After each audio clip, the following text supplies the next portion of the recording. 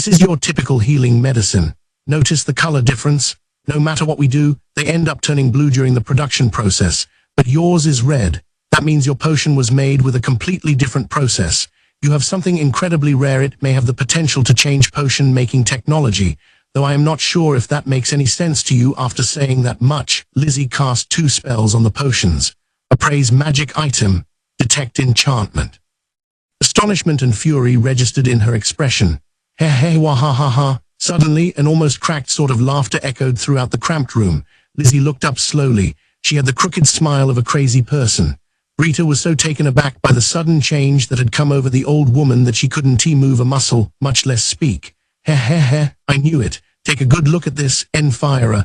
This is potion perfection. This is what has eluded us apothecaries and alchemists.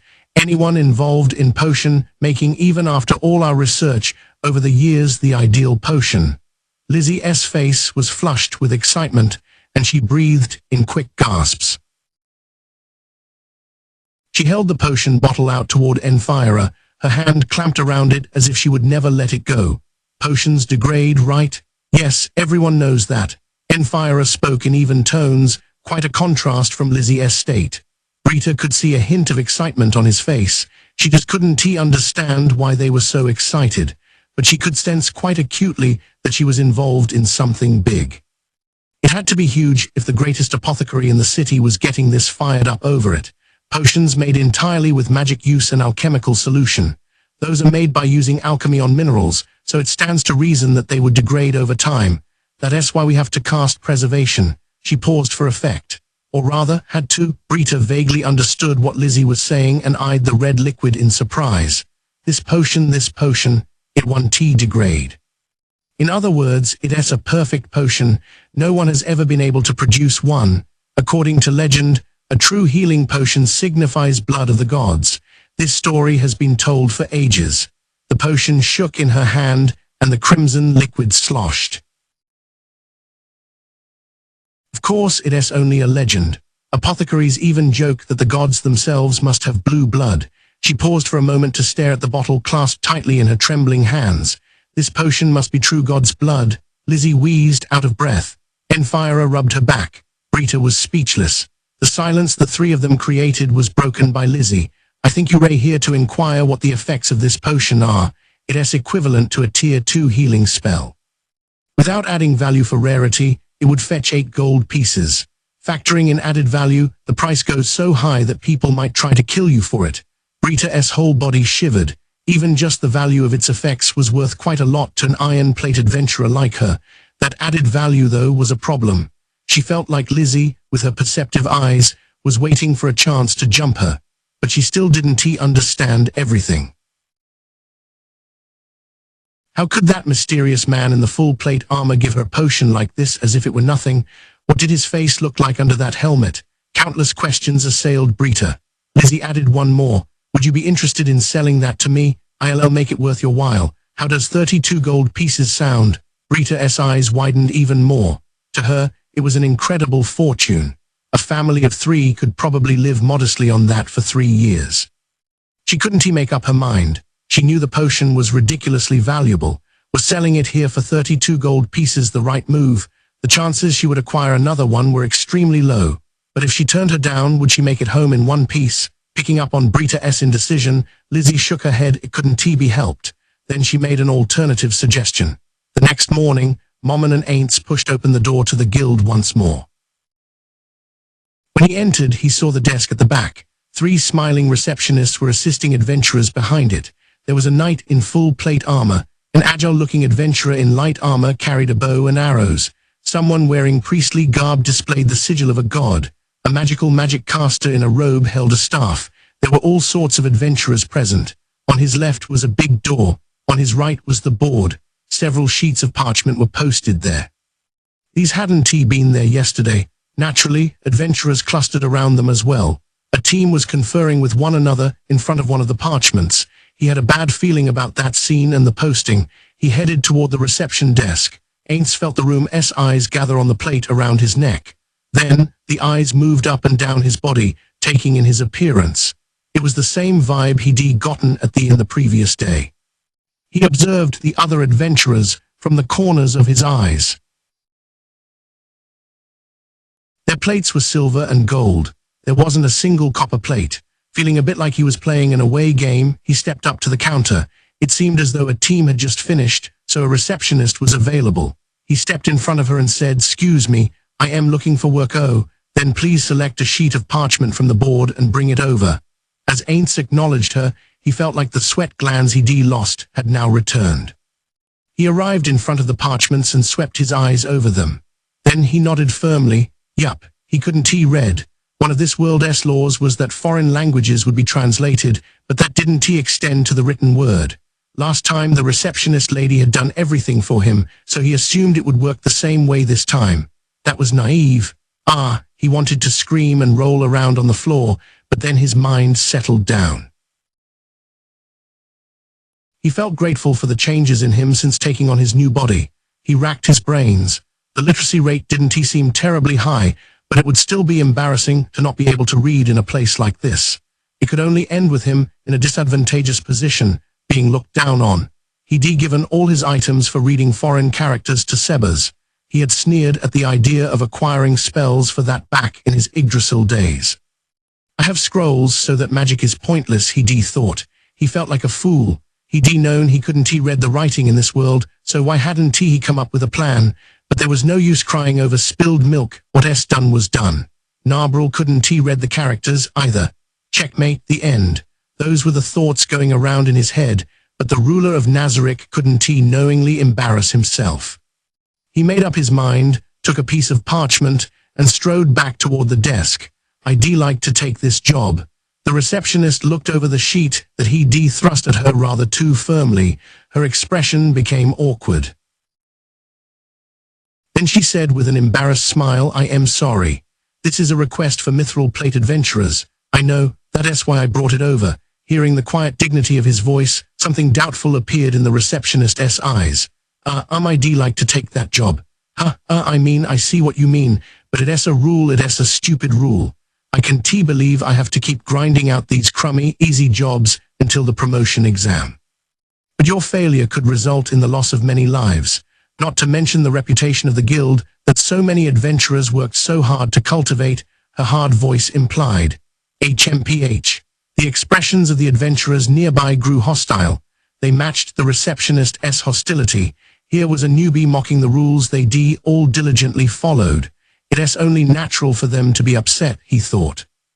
It didn't particularly bother the undead Aints, but the vestige of office worker Satoru Suzuki inside him was bowing apologies with all his might.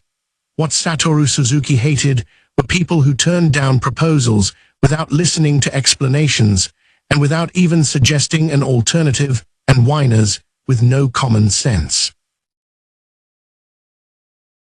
Aints was a textbook example of those eminently punchable jerks, but he wasn't going to back down so easily. He had meant to really, but he needed to push things to a certain point first, so he played his trump card. "The woman behind me, Nabe, is with me. She can use tier 3 magic." The air buzzed. Narbril became the target for amazed stares. In this world, tier 3 was the level of an accomplished caster. Was it true or false? Everyone wavered between the two answers. They looked back at Aints' full plate armor.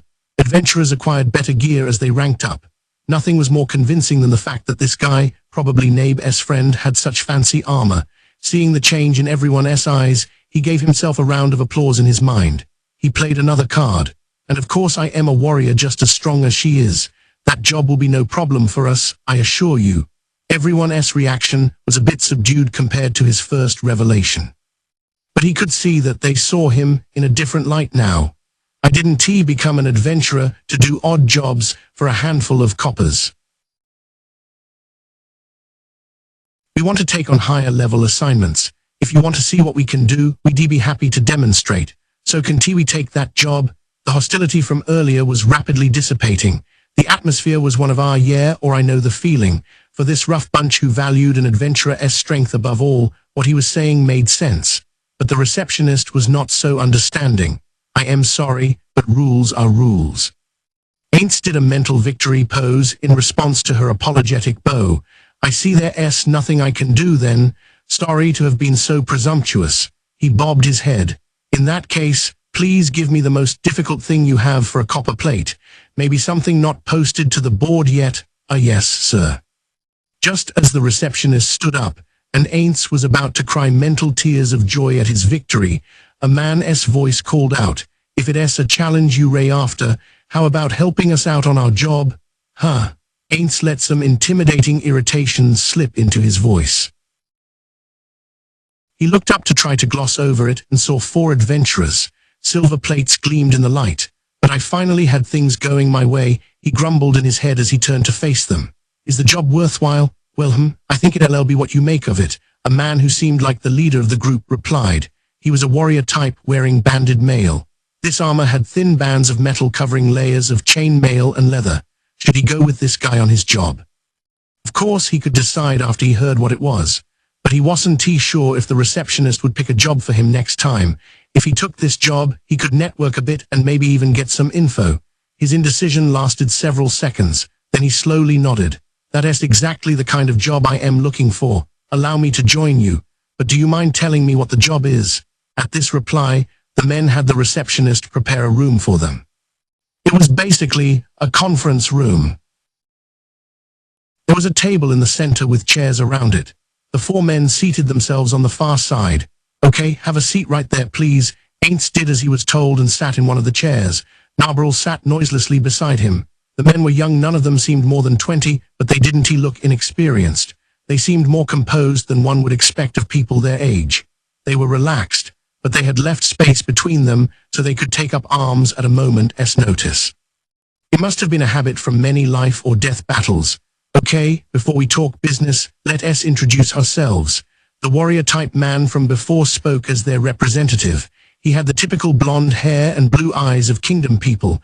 Although there was nothing about his features that made him stand out, he was handsome. "Nice to meet you. I am the leader of the Swords of Darkness, Peter Mork. Over there is Lukrut Volve, the eyes and ears of our team." A blonde man in leather armor bobbed his head. He had a jokey tenderness in his brown eyes. Overall, he was slim, with especially long arms and legs. He almost brought to mind a spider. It was clear, however, that his thin frame was the result of trimming away any excess. "And this is Ninja the Spellmaster, the brains of our team. Looking forward to working with you." He was probably the youngest of the group. He had blue eyes and brown hair. A smile too youthful to belong to an adult spread across his face as he bowed. Compared to the other members of the group, who were rather suntanned, he had pale skin. He was also the most attractive of the bunch. It wasn't so much a masculine beauty as androgynous. His voice was also a bit high for a man's, although his smile didn't seem insincere. There was something about it that made it seem pasted on like a mask. And though the other members all wore armor, he was just wearing some leather clothes. A number of curious objects hung from his belt in the shadow of the table. These included strangely shaped vials and odd bits of woodwork.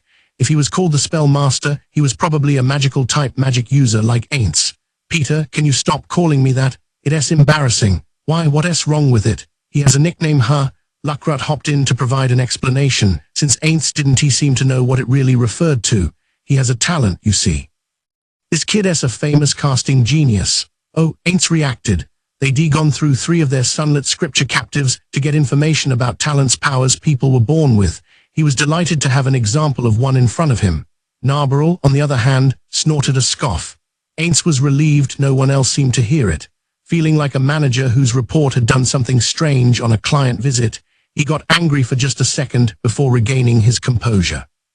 "It wouldn't help things if they made a scene. It's not such a big deal. It's just that the talent I was born with happened to be that type." "Oh ho." Aints was even more interested and leaned in with ears pricked up. Talents, like martial arts, did not exist in Yggdrasil. They were specific to this world. About 1 in every 200 people was born with one. Having a power itself was not so rare, but there was an infinite variety of them. These talents spanned the continuum from weak to strong. They ranged from predicting the next day's weather with 70% accuracy to speeding up the harvest times of Posey family grains by a couple days. Some talents allowed summoning stronger monsters or using the magic of the dragons who once ruled the world. However, the type of power was fixed upon birth. It was not possible to change or select powers later in life. This meant talents didn't always match the natures of their holders. For example, someone born with the talent to boost the destructive power of spells might not have the knack or physical strength to become a caster. In that case, the talent would go to waste. If a talent did match a person's nature, they just considered themselves lucky. With the exception of some truly major powers, having a talent didn't generally determine the entire course of one's life. The fact that a warrior like Gazef Stronov wasn't a talent holder illustrated that well enough. Even so, people with talents useful in combat tended to slide easily into the adventuring occupation, so there were many adventurers with talents. Among them, Ninja was a fine example of someone whose talent matched her very well. Didn't it take you like 4 years with your magic aptitude, or whatever, to master what took others 8 years? I mean, I am not a caster, so I don't have much of a sense of how awesome that really is, but as a magic user, Aints was curious. He was also motivated by the greed of a collector. If he could acquire power no one in the Great Tomb of Nazarick had, it would surely make their organization stronger. If there was a way to steal the ability, it might be worth the risk of making enemies to do it. Assuming there was a way, it would probably be the super-tier spell Wish Upon a Star. Ninja didn't realize that Aints was thinking such things under his helmet. She didn't know he was looking at her, as if sizing up his prey. The two continued their conversation.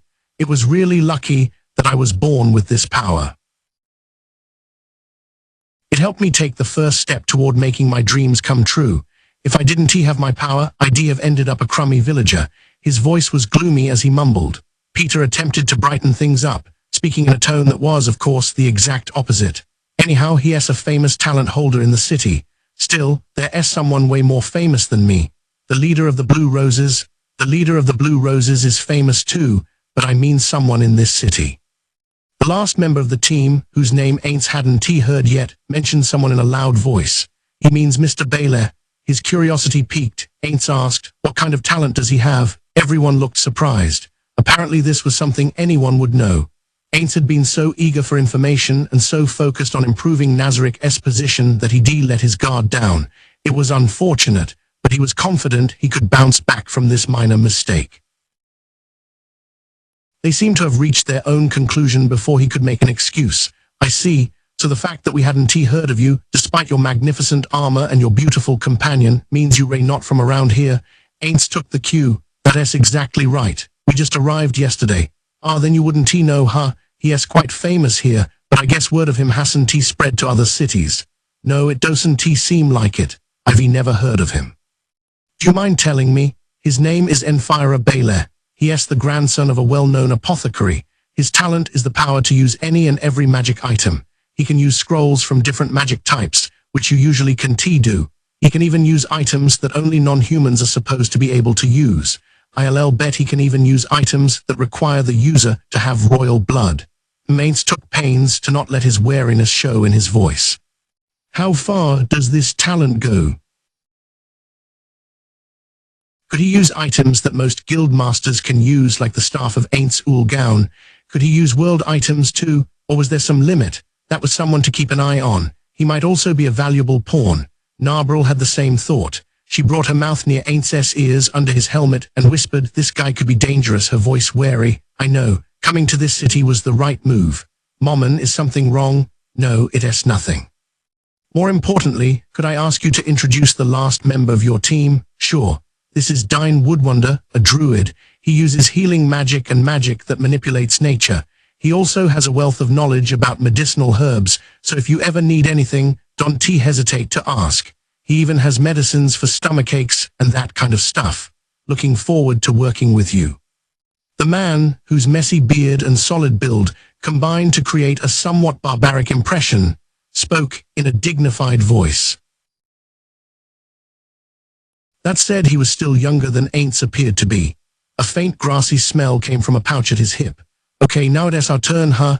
This is Nabe and I am Momon. Looking forward to working with you. Likewise, yes, we should make a good team. Momon, feel free to call us by our first names. Now, I don't mean to hurry us along, but I do like to get down to business. It isn't a real job. Exactly. Peter held up a hand, asking Aints to wait. Our aim is to hunt the monsters that pop up near town. subduing monsters, ain't thought that fell pretty squarely under the work umbrella, or is there a reason adventurers Don T consider it work? He almost wanted to ask, but if it turned out to be basic common sense, he might seem ignorant. Instead, he chose a more benign subject to ask about.